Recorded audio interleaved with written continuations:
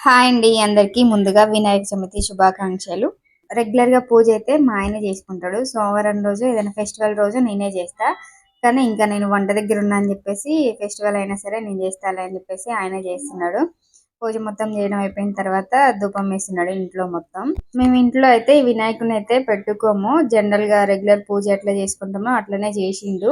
ఎందుకు పెట్టుకోమంటే ఇంకా మా అత్తయ్య వాళ్ళు అంటే మా అమ్మమ్మ, మా ఆయన వాళ్ళ అమ్మ వాళ్ళు ఎప్పుడు పెట్టుకోలేదు, చేయలేదంట. నేను పెట్టుకుంటా అని అడిగిన. అమ్మమ్మ వినాయకుడిని పెట్టుకుందాం, ఈసారి ఇంట్లో పూజ చేసుకుందాం అంటే, "వద్దులే అమ్మ, లేని ఆనవాయితీలు పెట్టుకోవద్దు. నార్మల్‌గా పూజ చేసుకో" అనింది. ఇంక సరే అని చెప్పేసి నార్మల్ రెగ్యులర్ పూజ అయితే చేసుకున్నాం. పూజ అయిపోయిన తర్వాత అయితే మా ఆయన, మా పిల్లలు ఇంకా నేను వంట చేస్తుంటే మా పాప హెల్ప్ చేస్తూ, సినిమా చూస్తూ హెల్ప్ అయితే చేస్తున్నారు. ఈ సినిమా అయితే భలే ఉంది. నచ్చింది నాకు. చూస్తుంటే మాత్రం గూస్ బంప్స్ వచ్చినాయి.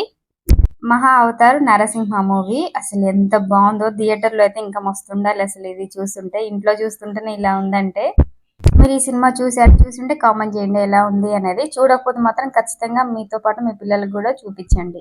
ఎందుకంటే భక్తి సినిమాలు చూపిస్తే కొంచెమైనా పిల్లలకు మోటివేషన్ అవుతుంటది గదా!